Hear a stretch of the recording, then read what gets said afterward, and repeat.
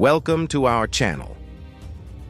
Today, we're diving into one of the most inspiring stories of faith and victory in the Bible, the Battle of Gideon, where Gideon, a reluctant leader chosen by God, leads a tiny force of 300 men to defeat the overwhelming army of the Midianites. This remarkable story, found in Judges 6 through 8, showcases the power of God working through humble, ordinary people to accomplish extraordinary things. It all begins with the Israelites oppressed by the Midianites for 7 long years. The Midianites, along with the Amalekites and other eastern peoples, would invade Israel, destroy crops, and leave the land barren. The Israelites, driven to starvation and despair, cried out to God for deliverance. In response, God calls Gideon, who was hiding in a winepress threshing wheat, out of fear of the Midianites.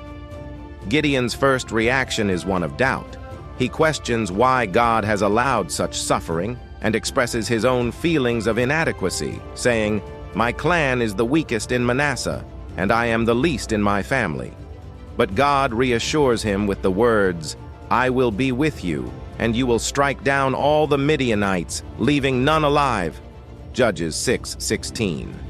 This assurance from God is central to the entire narrative, as it demonstrates that victory is not based on human strength or numbers, but on God's presence and power. Despite his doubts, Gideon obeys, but he asks God for multiple signs to confirm that it is indeed his will. First, Gideon presents an offering, which God consumes with fire, and then he requests 2 more signs involving a fleece of wool, first asking that the fleece be wet with dew while the ground around it remains dry, and then the opposite. God graciously grants these signs, confirming his call to Gideon. With renewed faith, Gideon gathers an army of 32,000 men to fight the Midianites. However, God tells Gideon that the number is too large. God doesn't want Israel to boast that their own strength has saved them, so he instructs Gideon to reduce the number.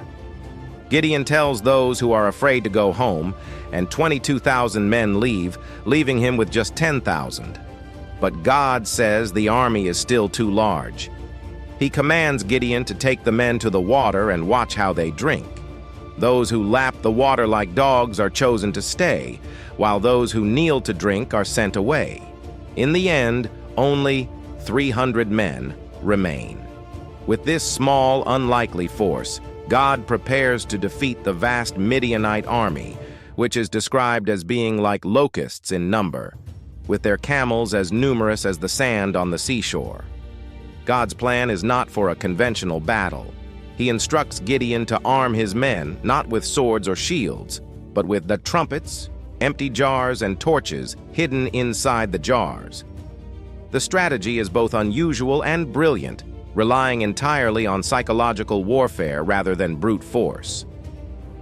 The night before the battle, God gives Gideon one final encouragement. He tells him to go down to the Midianite camp and listen to what they are saying.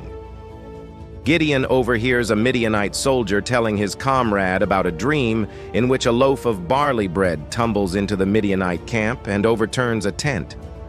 The comrade interprets the dream, saying, "This can be nothing other than the sword of Gideon. God has given the Midianites and the whole camp into his hands." Strengthened by this, Gideon returns to his camp, confident in the victory God has promised. He divides his 300 men into 3 companies and gives each man a trumpet and a jar with a torch inside. Under the cover of night, they surround the Midianite camp. At Gideon's signal, they blow their trumpets, break the jars, and hold up the blazing torches, shouting, "A sword for the Lord and for Gideon!" The sudden noise and light throw the Midianites into a panic.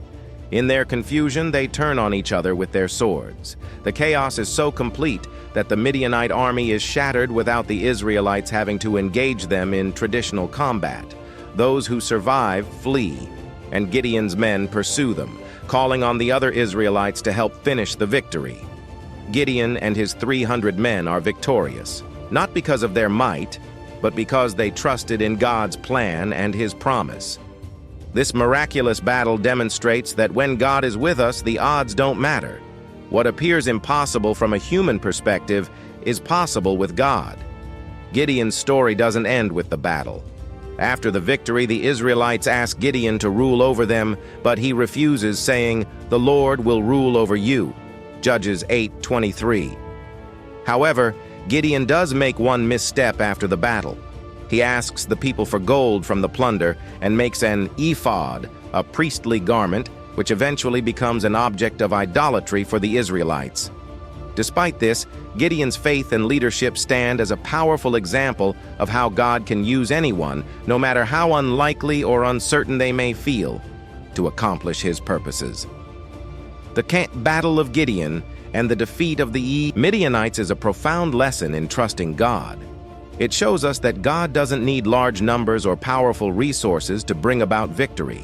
Instead, he often chooses to work through weakness, so that his power and glory are undeniable. Gideon's 300 men were vastly outnumbered, but their faith in God's plan made all the difference.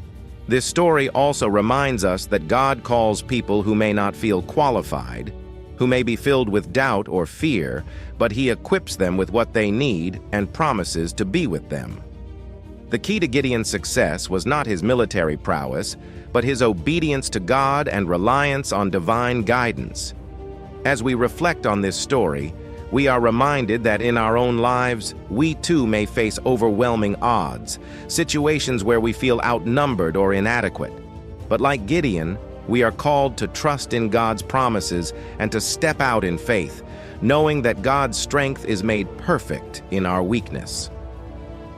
The Battle of Gideon is a testament to the fact that God's ways are higher than our ways, and his plans often defy human logic or expectations. It encourages us to listen to his voice, even when the path forward seems unconventional or the challenge is insurmountable. Gideon's 300 men faced incredible odds, but the victory was not in the numbers. It was in their faith and obedience to God's plan.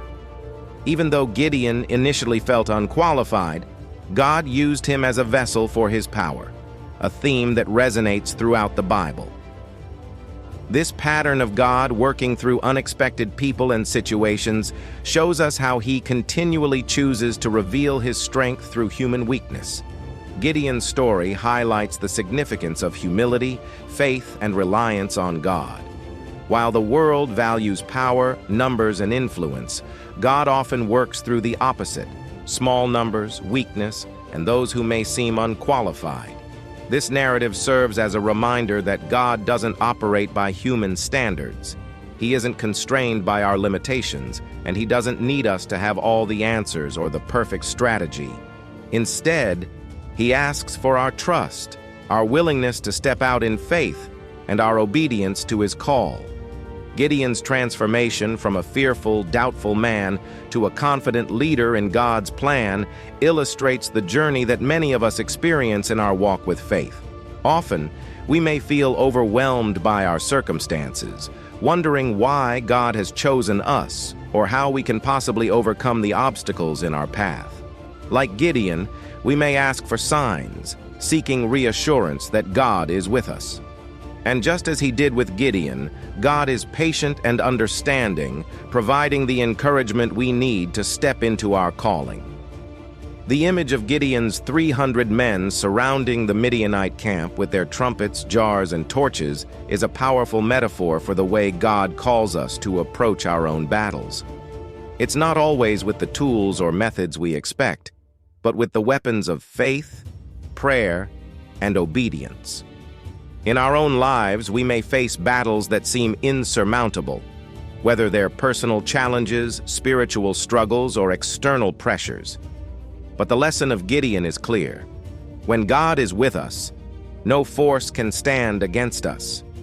We may feel like we're outnumbered or inadequate, but God is more than capable of turning the tide in our favor, often in ways we could never have predicted. Gideon's victory over the Midianites was not just a military triumph. It was a victory of faith, trust, and divine intervention. It stands as a reminder that no matter how difficult our circumstances may be, God is always at work, even in the most unlikely situations. As we continue to explore the stories of the Bible, we see this theme repeated time and time again. God using ordinary people to accomplish extraordinary things, not for their own glory, but for His. The Battle of Gideon reminds us that God's power is made perfect in our weakness, and His plans are always greater than our own. If you found this exploration of Gideon's battle with the Midianites inspiring, don't forget to like, subscribe, and hit the notification bell for more biblical insights and lessons on faith. Stay tuned as we continue to explore the incredible stories of God's power and faithfulness throughout Scripture. Thank you for joining us.